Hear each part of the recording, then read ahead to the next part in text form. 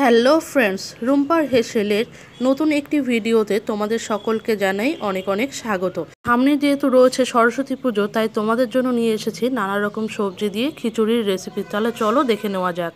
এখানে আমি নিয়েছি দেখো মুগ ডাল, মটর ডাল, চাল, এখানে বিনস, ফুলকপি, আলু, শিম, মটরশুঁটি, লঙ্কা আমি সমস্ত রকম মশলাই কেটে নিয়েছি। আর কি কি মশলা ব্যবহার করছি সেটা তোমাদের রান্নার সময় দেখিয়ে দেবো। দেখো কড়াই কিন্তু গরম হয়ে গেছে আর এদিকে আমি গরম জল বসিয়ে দিয়েছি। তো প্রথমেই আমি চালটাকে ভেজে নেব। তার জন্য আমি দেখো কড়াইটাকে গরম করে নিয়ে এখন দিয়ে দিচ্ছি তেল। সরস্বতী পুজো মানেই কিন্তু আমাদের কাছে একটা আলাদা আনন্দ। আমাদের বাঙালিদের সরস্বতী পুজো ঘিরে অনেক প্ল্যান থাকে। তো সেই সরস্বতী পুজোর দিনই কিন্তু খিচুড়ি না হলে চলে না। তো চলো দেখে নেওয়া যাক আমার পুরো রেসিপি।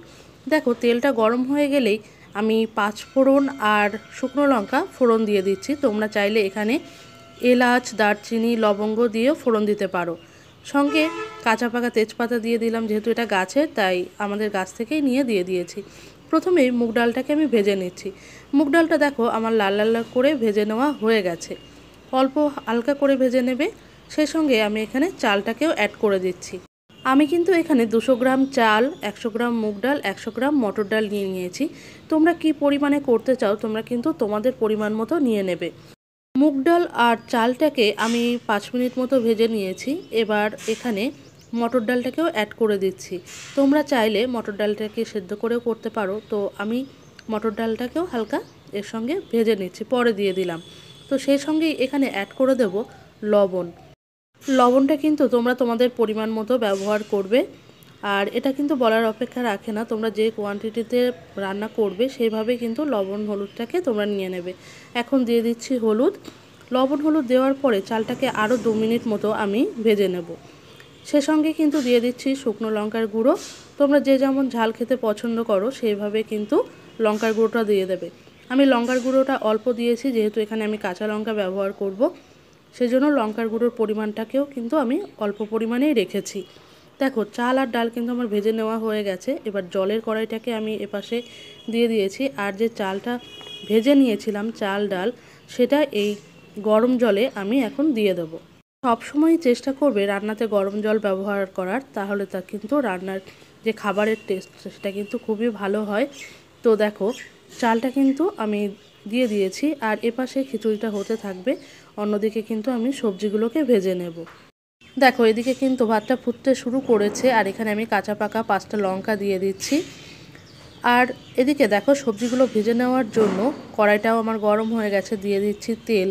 আমি এখানে আলু, শিম, ফুলকপি, বিনস, শিম এগুলো নিয়ে নিয়েছি, মটরশুঁটি। তোমরা চাইলে গাজর, বাঁধাকপি এগুলোও দিতে পারো। এগুলোও কিন্তু খারাপ লাগবে না, ভালোও লাগবে। তো সেগুলো আমার ছিল না বলে আমি দিইনি। তো যদি আমার কাছে থাকতো আমি অবশ্যই দিতাম। তো চলো এক এক করে আমি সবজিগুলোকে ভেজে নিই। প্রথমে দেখো আলুটাকে আমি অল্প ভেজে নিয়েছি, তারপরে ফুলকপিটাও অ্যাড করে দিলাম। সবজিগুলো ভাজার সময়ও কিন্তু আমি অল্প করে লবণ দিয়ে দেবো, কারণ আমি সবজিগুলোতে লবণ মাখিয়ে রাখিনি বা ভাতেও সেই পরিমাণ কিন্তু লবণটা আমি অ্যাড করব না। অল্প অল্প লবণ দিয়ে সবজিগুলোকে আলাদা ভেজে নিচ্ছি। আর সামান্য হলুদও দিয়ে দিয়েছি। আর এখানে দেখো মটরশুঁটিটা আমি ভাজবো না, সেজন্য আগে থেকেই ভাতের মধ্যে মটরশুঁটিটাকে অ্যাড করে দিলাম। আর এদিকে দেখো আমার আলু ফুলকপি কিন্তু ভেজে নেওয়া হয়ে গেছে আর এটাকে এখন তুলে নিচ্ছি।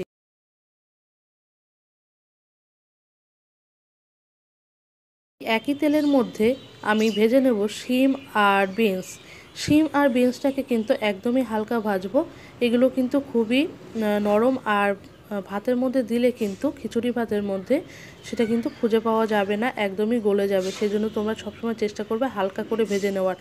দেখো আমার এখানে কিন্তু ভেজে নেওয়া হয়ে গেছে, তোমরা দেখেই বুঝতে পারছো খুব বেশি কিন্তু আমি এটাকে ভেজে নিইনি। তো চলো এটাকেও তুলে নিচ্ছি।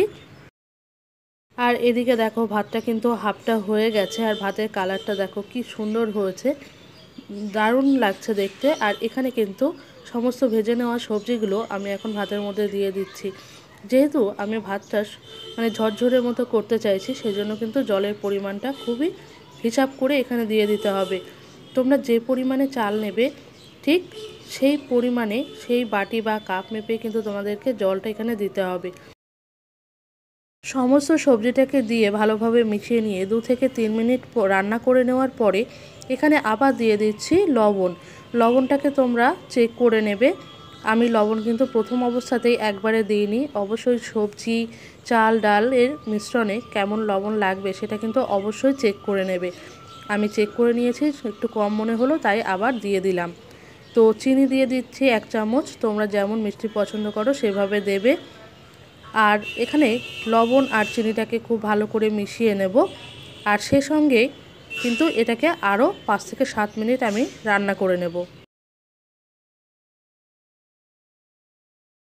দেখো, লো টু মিডিয়াম ফ্লেমে 5 থেকে 7 মিনিট রান্না করে নেওয়ার পরে আমি দিয়ে দিচ্ছি ভাজা মশলা।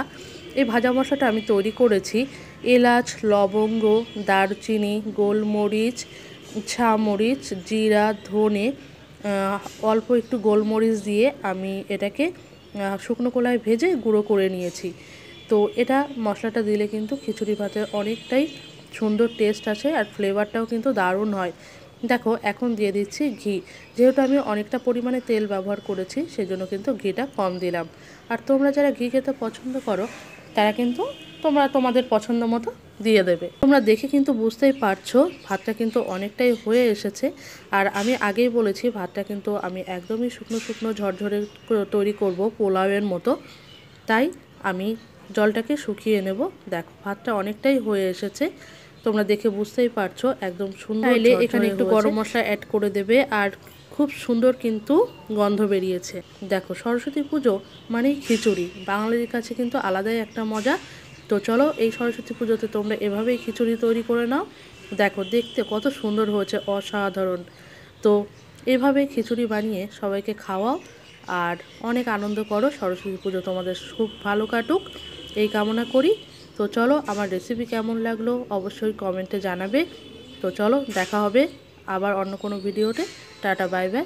সকলে ভালো থেকো, অনেক আনন্দ করে কাটাও।